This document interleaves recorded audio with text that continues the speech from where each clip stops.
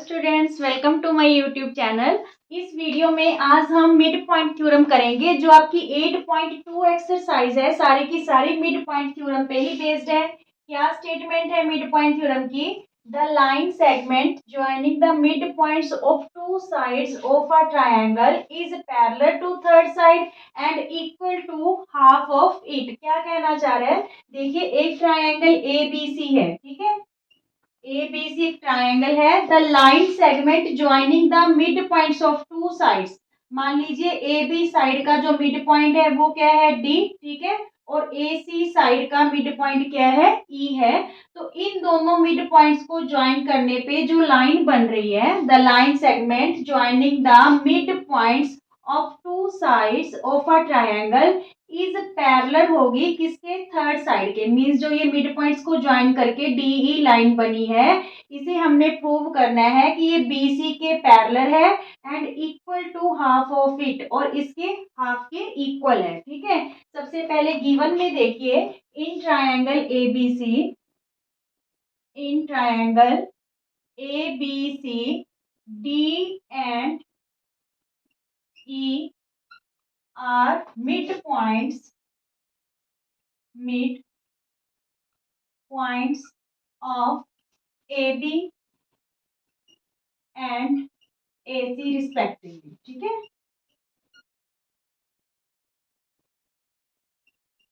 देखिए, D A B का mid point है, it's means A D equal to B D हो गया, ठीक है। और ई ए सी का मिड पॉइंट है, इट्स मींस ए ई और ई सी क्या हो गया? इक्वल हो गया। हमें प्रूव क्या करना है? टू प्रूव कि जो डी ई है वो पैरेलल है किसके? बी सी के। ऑल्सो डी ई हाफ है किसके? बी सी के, ठीक है। डीई पैरेलल भी है बीसी के, और जो डीई है वो हाफ भी होगी किसके? बीसी के, ठीक है। Equal to half of BC. तो ये देखिए, सबसे पहले हमें यहाँ पे कंस्ट्रक्शन करनी पड़ेगी, ठीक है। इसको प्रूव करने के लिए क्या करेंगे हम? यहाँ पे सी एफ है जो हम पैरेलल लाइन लेंगे किसके? ए बी के, ठीक है। सी एफ पैरेलल लाइन लेंगे ए बी के, और डीई को प्रोड्यूस करेंगे एट पॉइंट एफ तक, ठीक है। यहाँ पे देखिए, सी एफ पैरेलल ले ली हमने ए बी के, और डीई को प्रोड्यूस किया एफ तक, ठीक है। तो यहाँ पे देखिए, कंस्ट्रक्शन में लिखिए C F parallel A B, ठीक है। Produce DE produced DE to F, ठीक है। एफ तक प्रोड्यूस कर लिया। अब देखिए, प्रूफ में हम क्या करेंगे इसको प्रूव करने के लिए कि डीई पैरेलल है बीसी के। यहाँ पे हम ये दो ट्रायंगल्स लेंगे, ए डी ई, ठीक है, ए डी ई, और इधर से सी एफ ई, ये वाली दोनों ट्रायंगल्स लेंगे। इन दोनों ट्रायंगल्स को कॉन्ग्रुएंट करके हम बाय सीपीसीटी क्या शो करेंगे? एक तो डीई और ई एफ इक्वल कर लेंगे, ठीक है, और एक ए डी और सी एफ ये दोनों इक्वल करेंगे ताकि हम डीई पैरेलल बीसी कर सकें। पर इन दोनों ट्रायंगल्स को हम कॉन्ग्रुएंट कैसे करेंगे स्टूडेंट्स? सबसे पहले तो हमने जो सी एफ है वो ए बी के पैरेलल लिया है, ठीक है। और ए सी अगर ट्रांसवर्सल का काम कर रही है यहाँ पे दो पैरेलल लाइंस के बीच में, तो ये वाला एंगल और ये वाला एंगल, ये क्या हो गया? अल्टरनेट एंगल हो गया, एंगल 1 और एंगल 2, ठीक है। अल्टरनेट एंगल हो गए। देखिए, जब टू पैरेलल लाइंस हो और उसके बीच में एक ट्रांसवर्सल लाइन हो, तो ये वाला एंगल और ये वाला एंगल क्या होते हैं? अल्टरनेट एंगल होते हैं, अल्टरनेट एंटीरियर एंगल्स, ठीक है। एक ये वाला एंगल देखिए, ये दोनों एंगल, एंगल 3 और एंगल 4 क्या हो जाएंगे? Vertically opposite angle, because E is the mid point of AC, so AE equal to EC। तो हमारे पास तीन चीजें हो जाएंगी। हम एंगल, साइड एंगल से इन दोनों ट्राइंगल्स को क्या कर लेंगे? कॉन्ग्रुएंट कर लेंगे, ठीक है। तो चलिए करते हैं। देखिए, in triangle ADE and triangle CFE we have, देखिए यहाँ पे हमारे पास क्या चीज इक्वल है? Angle 1 equal to angle 2। ये क्या है?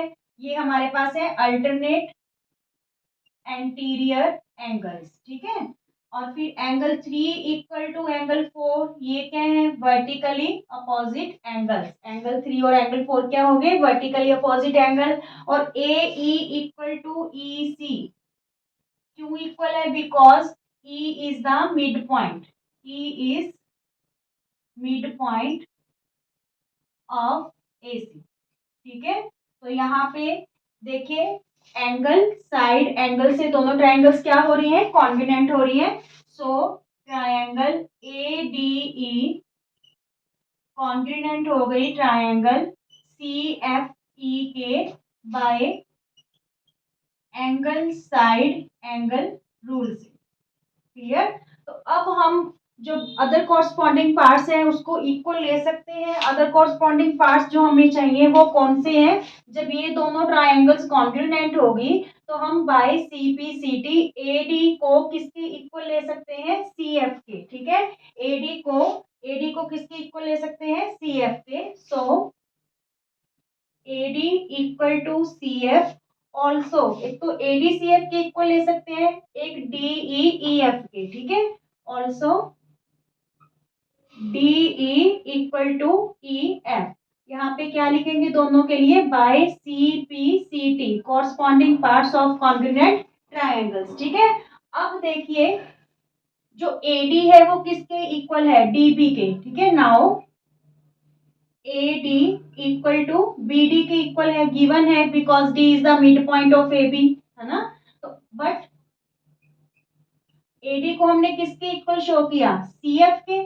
AD equal to C F, अभी अभी हमने क्या किया, इसको प्रूव किया है। तो from equation 1 and 2, from equation 1 and 2 we get, क्या मिला हमें यहाँ पे, left hand side equal, it's means right hand side भी equal, B D equal to C F हो गया। अगर ए डी बी डी के इक्वल है और ए डी सी एफ के भी इक्वल है तो इट्स मीन्स बी डी और सी एफ भी क्या हो गए, आपस में इक्वल हो गए। ऑल्सो जो सी एफ है वो पैरेलल है पूरी ए बी के, ठीक है। यहाँ फिर इसको हम लिख सकते हैं सी एफ, सी एफ हमने कंस्ट्रक्शन में किया था ए बी के पैरेलल है। अगर सी एफ पूरी ए बी के पैरेलल है तो इट्स मीन्स बी डी के भी पैरेलल है, ठीक है। सी एफ यहाँ पे ए बी की जगह हम बी डी भी लिख सकते हैं। देखिए when one pair of opposite side equal and parallel, ठीक है, then it is a parallelogram. एक साइड हमारी इक्वल भी होगी, ठीक है, और पैरेलल भी होगी इस पर जो है क्वाड्रिलेटरल की, तो ये क्या बन गया, पैरेललोग्राम बन गया, ठीक है। इसे लिखेंगे फ्रॉम इक्वेशन 3 और 4, ठीक है। तो क्या कंक्लूजन निकलता है फ्रॉम इक्वेशन 3 एंड 4 से, क्या कंक्लूजन निकला कि जो ए बी सी डी है is a sorry B C D F, ठीक है ना, B C F D is a parallelogram. So B C F D is a parallelogram, ठीक है। तो यहाँ पे हम फिर पैरेललोग्राम की प्रॉपर्टीज यूज कर सकते हैं। अगर हमने बी सी एफ डी को पैरेललोग्राम शो कर दिया तो इट्स मीन्स क्या हुआ, डी एफ है जो इक्वल होगी बी सी के, ऑल्सो डी एफ पैरेलल भी हो जाएगी बी सी के, क्योंकि पैरेललोग्राम में जो ऑपोजिट साइड्स होती हैं इक्वल एंड पैरेलल होती हैं, ठीक है।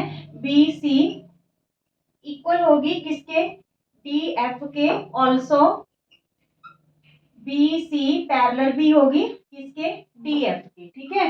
अब अगर बी सी डी एफ के पैरेलल है तो हम ऐसे भी तो लिख सकते हैं कि डी ई पैरेलल है बी सी की या बी सी पैरेलल है डी ई के, ठीक है। So B C parallel D E, या इसको लिख लो, या फिर ऐसे भी D E parallel B C, ठीक है, एक ही बात है, क्लियर यहाँ पे। अब हमने क्या शो करना है, देखिए हमने एक पार्ट तो शो कर दिया, डीई पैरेलल है बी सी के। अब हमने शो करना है कि डीई 1/2 है बी सी के, ठीक है। इसे शो करने से पहले एक बार आप फिर समझ लीजिए कैसे हमने डीई पैरेलल बी सी किया है। हमने यहाँ पे कंस्ट्रक्शन की, सी एफ है जो ए बी के पैरेलल लिया, ठीक है। तो यहाँ पे फिर 2 ट्रायंगल्स हमारी बनी, इन ट्रायंगल्स को हमने एंगल साइड एंगल से कॉन्ग्रुएंट शो करके बाय सीपीसीटी एडी और सीएफ को इक्वल कर लिया और डीई और ईएफ को इक्वल कर लिया, ठीक है। अब देखिए फिर हमने क्या किया, जब इन दोनों चीजों को इक्वल कर लिया, यहाँ पे देखिए एडी हमें किसके इक्वल गिवन थी, बीडी के, पर हमने प्रूव क्या कर दिया कि एडी किसके इक्वल है, सीएफ के इक्वल है, ठीक है। तो इट्स मींस बीडी भी सीएफ के इक्वल होगी, और बीडी जो है वो पैरेलल भी है सीएफ के, क्योंकि हमने कंस्ट्रक्शन की थी सीएफ पूरी एबी के पैरेलल है, तो इट्स मींस बीडी के भी पैरेलल है। तो ये B C F D parallelogram बन गया। पैरेललोग्राम में ऑपोजिट साइड इक्वल भी होती है और पैरेलल भी होती है, ठीक है। तो बी सी पैरेलल हो गया डी एफ के, या फिर ऐसे भी लिख सकते हैं, पूरी डी एफ की जगह हम डी ई भी ले सकते हैं कि जो डी ई है वो किसके पैरेलल हो गया, बी सी के। अब सेकेंड पार्ट हम शो करते हैं, देखिए जब हमने ट्रायंगल्स को कॉन्ग्रुएंट किया था तो बाय सीपी हमने ये चीज भी प्रूव की थी कि डीई इक्वल टू किसके है, ई एफ के, ठीक है। DE equal to E F, DE equal to E F. अब देखिए हमने क्या कहा कि जो बीसी है वो डीएफ के इक्वल है, ठीक है, क्योंकि ये पैरेललोग्राम बन गई, तो बीसी किसके इक्वल है, डीएफ के। बीसी किसके इक्वल है, डीएफ के। क्यों इक्वल है, क्योंकि BC F D is a parallelogram, ठीक है, तो अपोजिट साइड इक्वल है। अब देखिए हमने हाफ बीसी के इक्वल शो करना है, डी इसको डीई को, तो बीसी को तो एज इट पड़ा रहने दीजिए, डीएफ को हम क्या लिख सकते हैं, पूरी लाइन को डीई प्लस ई एफ, ठीक है, डीई प्लस ई एफ। अब देखिए BC equal to DE as it रहने दीजिए, ई एफ की जगह हम क्या लिख सकते हैं, डीई, ठीक है, क्योंकि अभी अभी हम प्रूव करके आए हैं by CPCT, DE equal to E F, clear. अब यहाँ पे देखिए बीसी ये 2 टाइम्स डीई हो गया, ठीक है, तो ये 2 इधर आके क्या हो जाएगा, डिवाइड, तो ये क्या बन जाएगा, 1/2 BC equal to DE, hence prove कि जो डीई है वो ऑल्सो 1/2 है किसके, बीसी के, क्लियर। डीई पैरेलल भी है बीसी के और डीई 1/2 भी है बीसी के। मोस्ट इंपॉर्टेंट थ्योरम है, इसी थ्योरम पे आपकी 8.2 एक्सरसाइज बेस्ड रहेगी। Is it clear, okay.